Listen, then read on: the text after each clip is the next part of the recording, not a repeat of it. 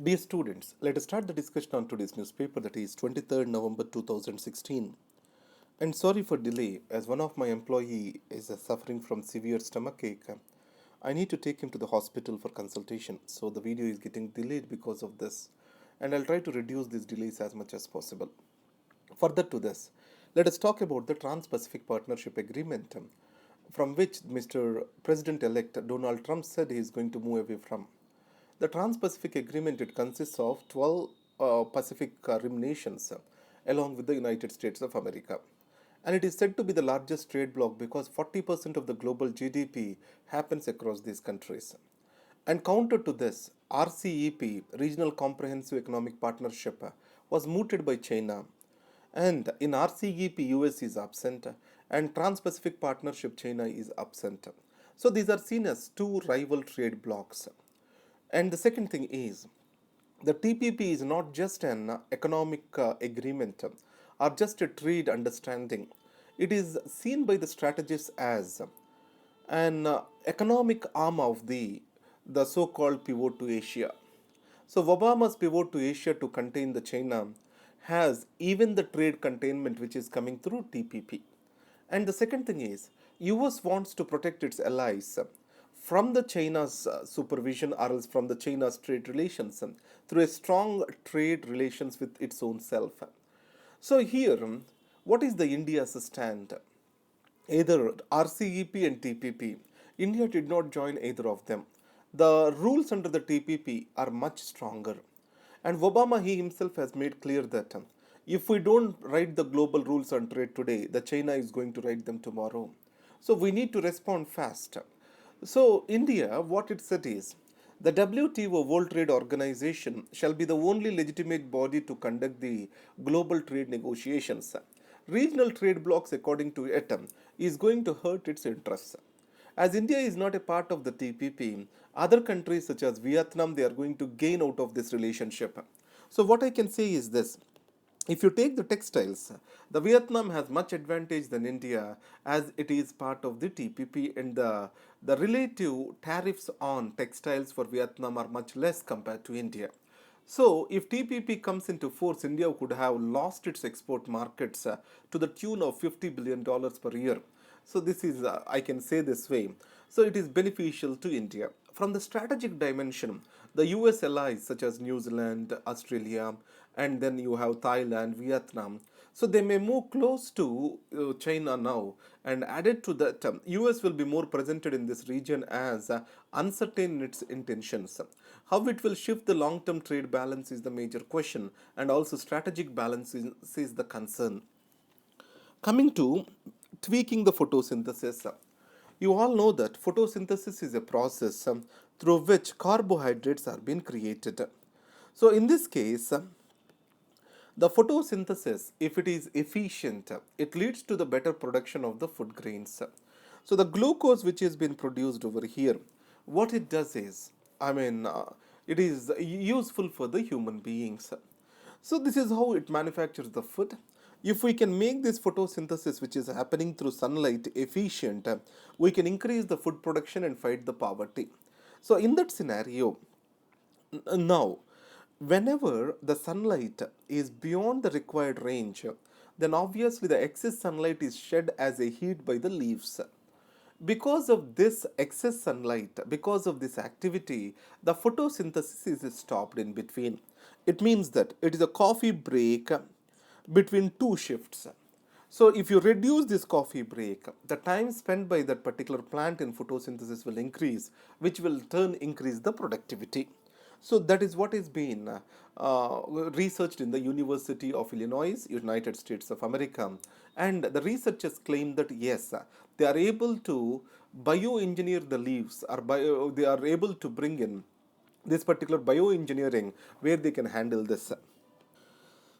Next is the 50 days later, the demonetization, it's been for 50 days, within 50 days, the money has to be deposited in the bank, and the new notes are necessary, have to be collected. It means that, so the 50 days is the window period given by the government to deposit all the money which the people hold with them. after this invalidating the 500 and 1000 rupees. Here there are two situations we need to understand. Who are the worst affected? Because in the supply chain, as you go to the end, the cash and its role is bound to increase. It means the people at the end of the supply chain are going to be worst affected. Who are they? They are farmers, small medium enterprises. The small medium enterprise is mostly rural India based. They are known for the generation of the employment over there. The worst effect of this demonetization is going to kill this rural enterprise, and also it's going to decrease the employment over there. So, in this case, what we can say is the SMEs need better relaxations and provisions, and also interest free loans, etc., to sustain them for long. And then black money and terror. Here I want to give you certain case studies. Especially in UK, there is a program which is going on which says clearly that any person who is involved with terror crime or who has got extremist mentality, he will be made counseled by the social groups so that he will not get into the terror thing. And similarly, in Norway, the exit program is there. The purpose of the exit program is also de-radicalize a person who got inspired by this a particular radicalization. With regard to the Finland, we have online policing. What is meant by this online police? They try to see the websites that provide for the radicalization and the people who got attracted to them, trace them, and tries to de-radicalize them. So these are the various innovative counter-terror measures that have come up across the world. In India, Telangana state also has a de-radicalization program. So the demonetization to what level it will counter the terror is doubtful. So what the author argues over here is the quality of counter-terrorism and people-friendly policing that will counter it rather than the demonetization of the currency. That's what the author talks about. On slippery ground.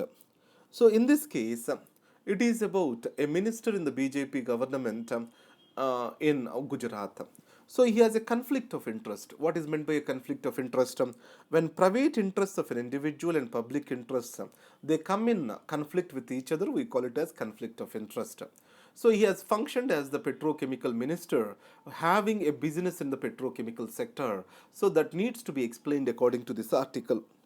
Next is death of a pact. It is about TPP's death, the Trans-Pacific Partnership death, which Mr. Trump has announced. According to this, the US will be more projected as not interested in the Asia Pacific region, and this ultimately will drive or change the geopolitics, which India may not figure into. Or else the author expresses the concern that the US and India's closeness, which has come during the Obama era, may get diluted once the Mr. Trump talks about withdrawing himself from the Asian continent. Now, coming to an ill-judged conflict. Now, if you talk about our representatives, they are elected and they have the legitimacy to govern us. And on the other hand, the judiciary has a legality to protect the constitution. So it has to be seen more as a conflict between the legitimacy and legality. In this context, any institution of in the democracy need not come in conflict with each other. There shall be a common way which they can find for. Here, the legislature and executive argument is this: the democracy cannot be tyranny of the judiciary, that is appointed people. On the other hand, judiciary says the democracy that is not rooted in rule of law will lead to mobocracy, and this mobocracy is not good for the people and their livelihoods. So a balance need to be found. So there are many international examples that yes, the judicial independence is possible, and at the same time authority of the legislature is also possible. So, in India, we need to develop new systems and practices where the efficiency and productivity of the legislature increases, where the legislature becomes more accountable to the people. Then, automatically, judiciary need not intervene with regard to the legislative scope. Our judicial activism comes down then. That is what we can say over here. Now, coming to Hindu, if you talk about generics versus big pharma reloaded, so here always the generic drug is a copy of an original formula sold at a lesser cost. So 20 years there is an intellectual property right, and after that the generic companies can manufacture these drugs. This is what is the normal situation. Here we need to understand the data exclusivity. It means a generic drug tomorrow, if it wants to manufacture a drug which has lost the patent, it also need to supply the clinical trials and other information to the regulator on the effectiveness of the drug. What this information shall be? Either this information, if it gives the bioequivalence parameters, it means this drug has the same potency as like the original patent drug. Is that sufficient? Or these generic drugs have to take up clinical trials de novo afresh? That is what is the question. So, in this, what has been said is, as of now, the 4 years is the period the data exclusivity is given. It means the research data which was developed by the original patent holder available for. Now it has been extended for, the demand is to extend it for 10 years. It means to that extent the generic drug manufacturers gets disadvantaged and the cost of the medicines are expected to go up. That is what is the essence of this article. And re-railing the Indian railways. So, whenever the rail accident occurs, there is a lot of hue and cry. But in reality, are we taking the actions, preventive steps? Now, any accident is an aspect of near misses of many events. It means before this, there might have been many incidents where the accidents are being missed closely. So, a failure is a systematic negligence over a period of time. So, information sharing, and then wherever the standard operating protocols are being missed, they shall be immediately reported to the higher levels. If you can keep this system in place, the prevention becomes active. And added to that, the inquiry committees reports, etc., they shall be made public, and this provides for a swift action and also corrective action from the authorities. And coming to the news articles today, you know that the CERN as an associated member. So here the nuclear fusion reactor we need to understand. So in this fusion reactor, it can lead to, or a small glass of water can produce the electricity to the entire city. So it is being developed at Kedarachi, France. It is by the European Organization for the Nuclear Research, that is called as CERN, and in that India has joined as an associated member. So an atomic bomb is based on nuclear fission, and then hydrogen bomb is based on fusion. Hydrogen bombs many times powerful than atomic bomb, and if it is can be controlled, then automatically it leads to the solution for the energy crisis which the world is going on. But however, the major problem is, what is the vessel where we need to conduct this reaction? So the vessel, because such an heavy energy reaction is happening, obviously that is bound to explode. So in this case, tokamaks, these are being developed in Japan. So these are having a huge magnets. These try to focus this energy into the center. So it means the reaction is being made to hold in the center of the vessel rather than eroding the boundaries. That's what are the tokamaks are, just for a reference point.